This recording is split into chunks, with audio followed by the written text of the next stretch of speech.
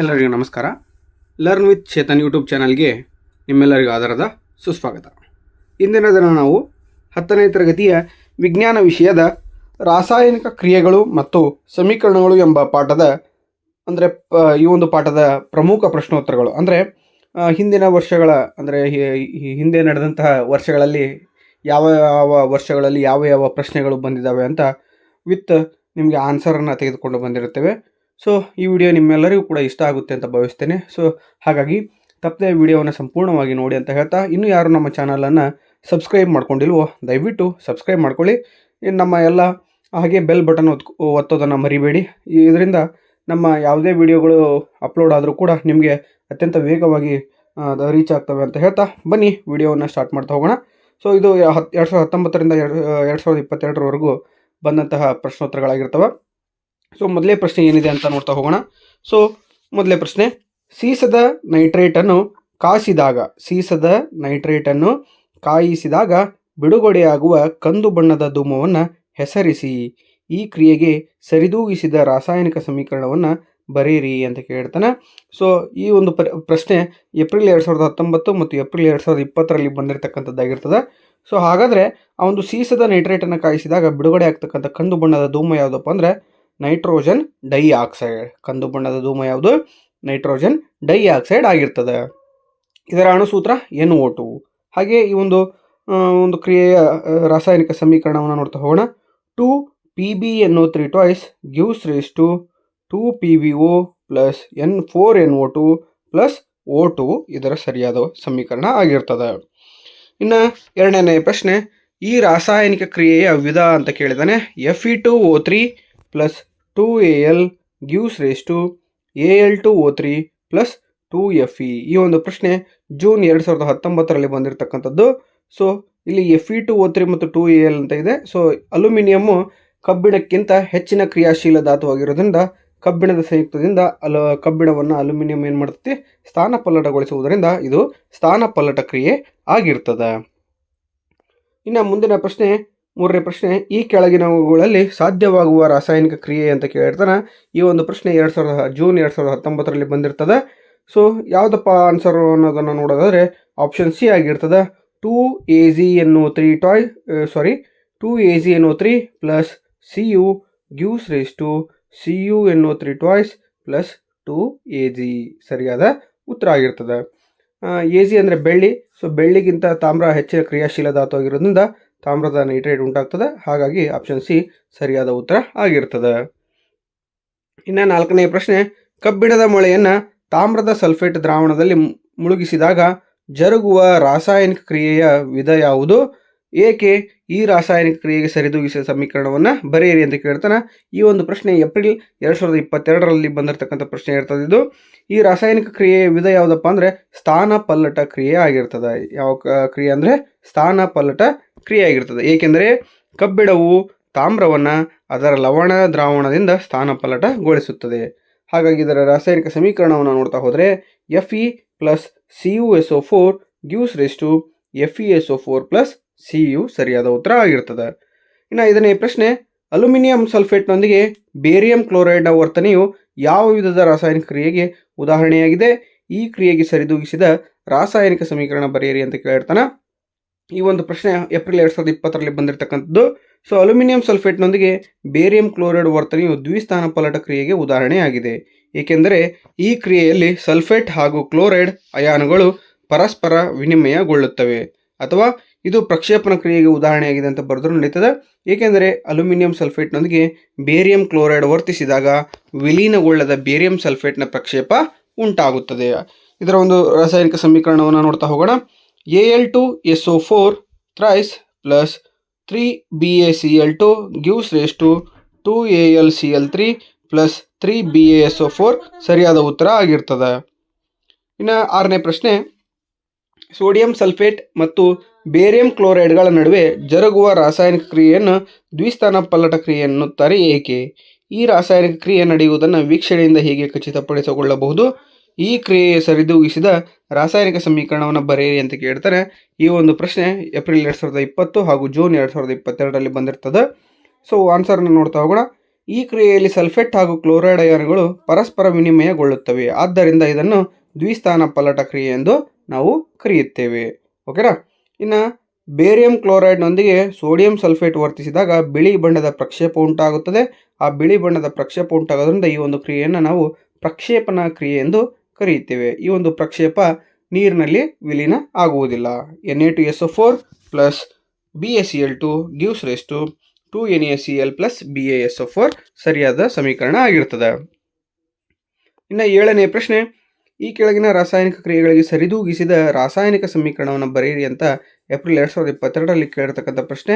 Calcium carbonate in the presence of heat, calcium oxide plus carbon dioxide, ಹಾಗೆ hydrogen plus chlorine gives rise to hydrogen chloride, magnesium plus hydrochloric ಆಮ್ಲ gives rise to magnesium chloride ಮತ್ತು hydrogen. Okay, ಇದರ ಒಂದು ರಾಸಾಯನಿಕ ಸಮೀಕರಣವನ್ನು ನೋಡ್ತಾ ಹೋಗೋಣ. CaCO3 gives rise to CaO plus CO2. ಇನ್ನು 2ನೇ ಕ್ವಶನ್ಗೆ hydrogen H2 plus Cl2 gives rise to 2HCl. 3ನೇ ಪ್ರಶ್ನೆ Mg plus 2HCl gives rise to MgCl2 plus H2 ಸರಿಯಾದ ಉತ್ತರ ಆಗಿರ್ತದೆ. 8ನೇ ಪ್ರಶ್ನೆ, ಸುಣ್ಣದ ಕಲ್ಲಿನಿಂದ ಸುಟ್ಟ ಸುಣ್ಣವನ್ನು ಪಡೆಯುವ ರಾಸಾಯನಿಕ ಕ್ರಿಯೆಯ ವಿಧ ಯಾವುದು ಅಂತ ಕೇಳ್ತಾನೆ. ಈ ಕ್ರಿಯೆಗೆ ರಾಸಾಯನಿಕ ಸಮೀಕರಣವನ್ನು ಬರೆಯಿರಿ ಅಂತ ಜೂನ್ 2022ರಲ್ಲಿ ಕೇಳಿರ್ತಕ್ಕಂಥ ಪ್ರಶ್ನೆ ಇದಾಗಿರ್ತದೆ. ಇದು ಯಾವುದಪ್ಪ ಅಂದ್ರೆ ಉಷ್ಣ ವಿಭಜನೆ ಕ್ರಿಯೆ ಆಗಿರ್ತದೆ. ಹಾಗಾದ್ರೆ ಉಷ್ಣ ವಿಭಜನೆ ಅಂದ್ರೆ ಏನಪ್ಪಾ? ಉಷ್ಣದ ಸಮ್ಮುಖದಲ್ಲಿ ಅಥವಾ ಉಷ್ಣದ ಸಹಾಯದಲ್ಲಿ ವಿಭಜನೆ ಕ್ರಿಯೆ ನಡೆದ್ರೆ ಅದನ್ನು ನಾವು ಉಷ್ಣ ವಿಭಜನೆ ಕ್ರಿಯೆ ಎಂದು ಕರೆಯುತ್ತೇವೆ. ಹಾಗಾದರೆ ಸಮೀಕರಣವನ್ನು ನೋಡ್ತಾ ಹೋಗೋಣ. CaCO3 gives rise to CaO plus CO2 ಅಂದರೆ ಉಷ್ಣದ ಸಹಾಯದಲ್ಲಿ ಅಥವಾ ಉಷ್ಣದ ಸಮ್ಮುಖದಲ್ಲಿ ಈ ಒಂದು ವಿಭಜನೆ ಕ್ರಿಯೆ ನಡೀತದೆ. 9ನೇ ಪ್ರಶ್ನೆ, CuO plus H2 gives rise to Cu plus H2O. ಈ ಕ್ರಿಯೆಯಲ್ಲಿ ಉತ್ಕರ್ಷಿಸಲ್ಪಟ್ಟ ಮತ್ತು ಅಪಕರ್ಷಿಸಲ್ಪಟ್ಟ ಪ್ರತಿವರ್ತಗಳನ್ನು ಹೆಸರಿಸಿ. ಉತ್ಕರ್ಷಿಸಲ್ಪಟ್ಟ ವಸ್ತು ಯಾವುದಪ್ಪ ಅಂದ್ರೆ ಹೈಡ್ರೋಜನ್ ಆಗಿರ್ತದೆ. ಅಪಕರ್ಷಿಸಲ್ಪಟ್ಟ ವಸ್ತು ಯಾವುದಪ್ಪ ಅಂದ್ರೆ ತಾಮ್ರದ ಆಕ್ಸೈಡ್ ಆಗಿರ್ತದೆ. ಇನ್ನು ಮುಂದಿನ ಪ್ರಶ್ನೆ 10ನೇ ಪ್ರಶ್ನೆ, ZnO plus C carbon gives rise to Zn plus CO. ಈ ಕ್ರಿಯೆಯಲ್ಲಿ ಉತ್ಕರ್ಷಿಸಲ್ಪಟ್ಟ ಮತ್ತು ಅಪಕರ್ಷಿಸಲ್ಪಟ್ಟ ಪ್ರತಿವರ್ತಗಳನ್ನು ಕೇಳ್ತಾನೆ. ಇದು 2022 ಏಪ್ರಿಲಲ್ಲಿ ಬಂದಿರತಕ್ಕಂಥ ಪ್ರಶ್ನೆ. ಇಲ್ಲಿ ಉತ್ಕರ್ಷಿಸಲ್ಪಟ್ಟ ವಸ್ತು ಯಾವುದಪ್ಪ ಅಂದ್ರೆ ಕಾರ್ಬನ್ನು, ಅಪಕರ್ಷಿಸಲ್ಪಟ್ಟ ವಸ್ತು ಯಾವುದಪ್ಪ ಅಂದ್ರೆ ಜಿಂಕ್ ಆಕ್ಸೈಡ್ ಆಗಿರ್ತದೆ ZnO. 11ನೇ ಪ್ರಶ್ನೆ, ನೀರಿನ ವಿದ್ಯುತ್ ವಿಭಜನೆಯಲ್ಲಿ ಉಪಯೋಗಿಸುವ ಉಪಕರಣದ ಚಿತ್ರ ಬರೆದ ಭಾಗಗಳನ್ನು ಗುರುತಿಸಿ ಅಂತ ಕೇಳ್ತಾನೆ. ಈ ಒಂದು ಪ್ರಶ್ನೆ ಏಪ್ರಿಲ್ 2019, ಜೂನ್ 2019 ಹಾಗೂ ಜೂನ್ 2022ರಲ್ಲೂ ಇದೇ ಪ್ರಶ್ನೆ ಬಂದಿರ್ತದೆ. ನೀರಿನ ವಿದ್ಯುತ್ ವಿಭಜನೆ ಕ್ರಿಯೆಯಲ್ಲಿ ಕ್ಯಾಥೋಡ್ನಲ್ಲಿ ಬಿಡುಗಡೆಯಾಗುವ ಅನಿಲ ಅಂತ ಕೇಳ್ತಾನೆ. ಏಪ್ರಿಲ್ 2022ರಲ್ಲಿ ಬಂದಿರತಕ್ಕಂಥ ಪ್ರಶ್ನೆ ಇದಾಗಿರ್ತದೆ. ಕ್ಯಾಥೋಡ್ನಲ್ಲಿ ಹೈಡ್ರೋಜನ್ ಅನಿಲ ಬಿಡುಗಡೆ ಆಗ್ತದೆ, ಆ್ಯನೋಡ್ನಲ್ಲಿ ಆಕ್ಸಿಜನ್ ಅನಿಲ ಬಿಡುಗಡೆ ಆಗ್ತದೆ. 13ನೇ ಪ್ರಶ್ನೆ, ಚಿಪ್ಸ್ ತಯಾರಕರು ಚಿಪ್ಸ್ ಪಟ್ಟಣದೊಳಗೆ ನೈಟ್ರೋಜನ್ ಅನಿಲವನ್ನು ಹಾಯಿಸುತ್ತಾರೆ ಏಕೆ ಅಂತ ಕೇಳ್ತಾನೆ. ಏಪ್ರಿಲ್ 2020ರಲ್ಲಿ ಬಂದಿರತಕ್ಕಂಥದ್ದು. ಚಿಪ್ಸ್ ಉತ್ಕರ್ಷಣೆಗೊಳ್ಳುವುದನ್ನು ತಡೆಗಟ್ಟಲು ಅಥವಾ ಕಮಟುವಿಕೆಯನ್ನು ತಡೆಗಟ್ಟಲು ಪಟ್ಟಣದೊಳಗೆ ನೈಟ್ರೋಜನ್ ಅನಿಲವನ್ನು ಹಾಯಿಸ್ತಾರ. ಸೊ ಮೋಸ್ಟ್ ಲೈಕ್ಲಿ ಕ್ವಶನ್ಸ್ ಇದು. ಪ್ರಣಾಳವೊಂದರ ದ್ರಾವಣದಲ್ಲಿ ವಸ್ತುವೊಂದನ್ನು ಬೆರೆಸಿದಾಗ ರಾಸಾಯನಿಕ ಕ್ರಿಯೆ ಜರುಗಿದೆ ಎಂದು ನಿರ್ಧರಿಸಲು ಯಾವ ವೀಕ್ಷಣೆಗಳು ಸಹಾಯಕವಾಗಿವೆ ಅಂತ ಕೇಳ್ತಾನೆ. ಒಂದು, ಪ್ರಣಾಳದಲ್ಲಿ ತಾಪ ಬದಲಾವಣೆ ಆಗಿರಬೇಕು, ಅನಿಲ ಬಿಡುಗಡೆ ಆಗುವುದು, ಬಣ್ಣ ಬದಲಾಗುವುದು, ಹಾಗೆ ಪ್ರಕ್ಷೇಪ ಉಂಟಾಗುವುದು. 2ನೇ ಪ್ರಶ್ನೆ, ಕಬ್ಬಿಣದ ಮೊಳೆಯನ್ನು ತಾಮ್ರದ ಸಲ್ಫೇಟ್ ದ್ರಾವಣದಲ್ಲಿ ಹಲವು ಸಮಯದವರೆಗೆ ಇಟ್ಟಾಗ ದ್ರಾವಣದ ಬಣ್ಣದಲ್ಲಾಗುವ ಬದಲಾವಣೆ ಏನು? ಇಲ್ಲಿ ಜರುಗುವ ರಾಸಾಯನಿಕ ಕ್ರಿಯೆ ಸರಿದೂಗಿಸಿದ ಸಮೀಕರಣ ಯಾವುದು ಅಂತ ಕೇಳ್ತಾನೆ. ಇದು ನೀಲಿ ಬಣ್ಣದಿಂದ ಹಸಿರು ಬಣ್ಣಕ್ಕೆ ಬದಲಾಗ್ತದೆ. ಯಾಕಪ್ಪ ಅಂದರೆ ಕಬ್ಬಿಣವು ತಾಮ್ರಕ್ಕಿಂತ ಹೆಚ್ಚಿನ ಕ್ರಿಯಾಶೀಲ ಧಾತು ಆಗಿರ್ತದೆ. ಹಾಗಾಗಿ ಅದರ ಸಲ್ಫೇಟ್ ಎಂಬ ಸಂಯುಕ್ತದಿಂದ ಸ್ಥಾನಪಲ್ಲಟಗೊಳಿಸ್ತದೆ. Fe plus CuSO4 gives rise to FeSO4 plus Cu. 3ನೇ ಪ್ರಶ್ನೆ, ಉಷ್ಣ, ಬೆಳಕು ಮತ್ತು ವಿದ್ಯುತ್ ಶಕ್ತಿ ಬಳಸಿಕೊಂಡು ಜರುಗುವ ರಾಸಾಯನಿಕ ವಿಭಜನೆ ಕ್ರಿಯೆಗೆ ಒಂದೊಂದು ಉದಾಹರಣೆಯನ್ನು ನೀಡಿ ಅಂತ ಕೇಳ್ತಾನೆ. ಮೊದಲಿಗೆ ಉಷ್ಣ ವಿಭಜನೆಯನ್ನು ನೋಡ್ತಾ ಹೋಗೋಣ. ಸುಣ್ಣದ ಕಲ್ಲನ್ನು ಕಾಯಿಸಿದಾಗ ಅದು ಏನಾಗಿ ಉಂಟಾಗ್ತದಪ್ಪ ಅಂದರೆ ಕ್ಯಾಲ್ಸಿಯಂ ಕಾರ್ಬೋನೇಟ್ಗೆ ಉಷ್ಣವನ್ನು ಕೊಟ್ಟಾಗ ಕ್ಯಾಲ್ಸಿಯಂ ಆಕ್ಸೈಡ್ ಮತ್ತು ಕಾರ್ಬನ್ ಡೈಆಕ್ಸೈಡ್ ಆಗಿ ವಿಭಜನೆಯನ್ನು ಹೊಂದದ. ಇನ್ನು ಬೆಳ್ಳಿಯ ಕ್ಲೋರೈಡನ್ನು ಸೂರ್ಯನ ಬೆಳಕಿನಲ್ಲಿ ತೆರೆದಿಟ್ಟಾಗ 2AgCl gives rise to 2Ag plus Cl2 ಅಂದರೆ ಬೆಳ್ಳಿ ಮತ್ತು ಕ್ಲೋರಿನ್ ಆಗಿ ವಿಭಜನೆ ಆಗ್ತದೆ. ಇನ್ನು ವಿದ್ಯುತ್ ವಿಭಜನೆ ಕ್ರಿಯೆಯಲ್ಲಿ ನೀರಿನ ಮೂಲಕ ವಿದ್ಯುತ್ತನ್ನು ಹಾಯಿಸಿದಾಗ 2H2O in the presence of electricity 2H2 plus O2 ಅಂದರೆ ಹೈಡ್ರೋಜನ್ ಮತ್ತು ಆಕ್ಸಿಜನ್ ಅನಿಲಗಳು ವಿಭಜನೆಯನ್ನು ಆಗ್ತವ. ಇನ್ನು 4ನೇ ಪ್ರಶ್ನೆ, ರೆಡಾಕ್ಸ್ ಕ್ರಿಯೆ ಎಂದರೇನು, ಒಂದು ಉದಾಹರಣೆ ಕೊಡಿ ಅಂತ ಕೇಳಿದ್ದಾರೆ. ರಾಸಾಯನಿಕ ಕ್ರಿಯೆ ಅಂದರಲ್ಲಿ ಜರುಗಿದರೆ ಅಂತಹ ಕ್ರಿಯೆಯನ್ನು ಅಂದರೆ ಇಲ್ಲಿ ಆನ್ಸರ್ ತಪ್ಪಾಗಿದೆ, ಕ್ಷಮೆ ಇರಲಿ. ಯಾವುದೇ ಒಂದು ರಾಸಾಯನಿಕ ಕ್ರಿಯೆಯಲ್ಲಿ ಉತ್ಕರ್ಷಣ ಮತ್ತು ಅಪಕರ್ಷಣ ಕ್ರಿಯೆಗಳು ಒಂದೇ ರಾಸಾಯನಿಕ ಕ್ರಿಯೆಯಲ್ಲಿ ನಡೆದಿದ್ರೆ ಅದನ್ನು ನಾವು ಎಂತ ಕರಿತೀವಿ? ರೆಡಾಕ್ಸ್ ಕ್ರಿಯೆ ಎಂದು ಕರೀತೇವೆ. ಅಥವಾ ಇನ್ನೊಂದು ರೀತಿ ಹೇಳೋದಾದ್ರೆ ಒಂದು ಪ್ರತಿವರ್ತಕವು ಉತ್ಕರ್ಷಣೆಗೊಂಡು ಇನ್ನೊಂದು ಪ್ರತಿವರ್ತಕವು ಅಪಕರ್ಷಣೆಗೊಳ್ಳುವ ಪ್ರಕ್ರಿಯೆಗೆ ನಾವು ರೆಡಾಕ್ಸ್ ಪ್ರಕ್ರಿಯೆ ಎಂದು ಕರೆಯುತ್ತೇವೆ. 5ನೇ ಪ್ರಶ್ನೆ ನೋಡಿ ತಗೋಣ. ಮೆಗ್ನೀಷಿಯಂ, ಸತು ಹಾಗೂ ಅಲ್ಯೂಮಿನಿಯಂನಂತಹ ಲೋಹಗಳ ಮೇಲೆ ಆಕ್ಸೈಡ್ನ ಪದರ ಉಂಟಾಗುವುದರಿಂದ ಆಗುವ ಪ್ರಯೋಜನಗಳೇನು ಅಂತ ಕೇಳಿದಾನೆ. ಲೋಹದ ಮೇಲೆ ಉಂಟಾದ ಆಕ್ಸೈಡ್ನ ಪದರವು ಲೋಹ ಇನ್ನಷ್ಟು ನಶಿಸುವುದನ್ನು ಏನು ಮಾಡ್ತತಿ? ತಡೆಗಟ್ಟುತ್ತದೆ. 6ನೇ ಪ್ರಶ್ನೆ. ಗಾಳಿಯಲ್ಲಿ ಉರಿಸುವ ಮುನ್ನ ಮೆಗ್ನೀಷಿಯಂ ರಿಬ್ಬನ್ ಅನ್ನು ಉಜ್ಜಬೇಕು ಏಕೆ ಅಂತ ಕೇಳ್ತಾನೆ. ಯಾಕಪ್ಪ ಅಂದ್ರೆ ಮೆಗ್ನೀಷಿಯಂ ರಿಬ್ಬನ್ ಮೇಲೆ ಆಕ್ಸೈಡ್ನ ಪದರ ಉಂಟಾಗಿರ್ತದೆ, ಹಾಗಾಗಿ ಅದನ್ನ ಏನು ಮಾಡಬೇಕಾಗ್ತದೆ? ಉಜ್ಜಬೇಕಾಗ್ತದೆ. 7ನೇ ಪ್ರಶ್ನೆ.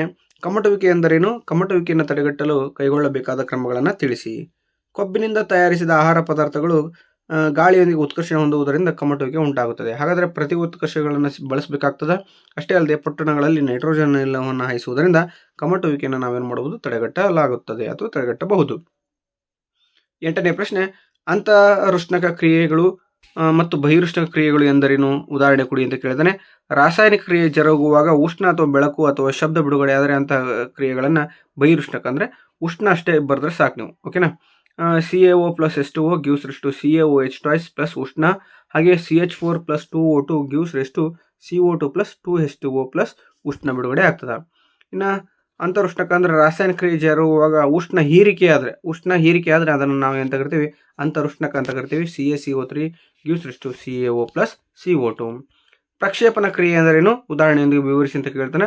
ಯಾವ ರಾಸಾಯನಿಕ ಕ್ರಿಯೆಯಲ್ಲಿ ಜಲ ವಿಲೀನಗೊಳ್ಳದ ವಸ್ತು ಉಂಟಾಗುತ್ತದೆಯೋ ಅಂತಹ ಕ್ರಿಯೆಯನ್ನು ಪ್ರಕ್ಷೇಪಣ ಕ್ರಿಯೆ ಎಂದು ಕರೆಯುತ್ತೇವೆ. ಉದಾಹರಣೆಗೆ ಬೇರಿಯಂ ಕ್ಲೋರೈಡ್ ದ್ರಾವಣದಲ್ಲಿ ಸೋಡಿಯಂ ಸಲ್ಫೇಟ್ ಬೆರೆಸಿದಾಗ ನಮಗೆ ಬೇರಿಯಂ ಸಲ್ಫೇಟ್ನ ಪ್ರಕ್ಷೇಪ ಉಂಟಾಗ್ತದೆ.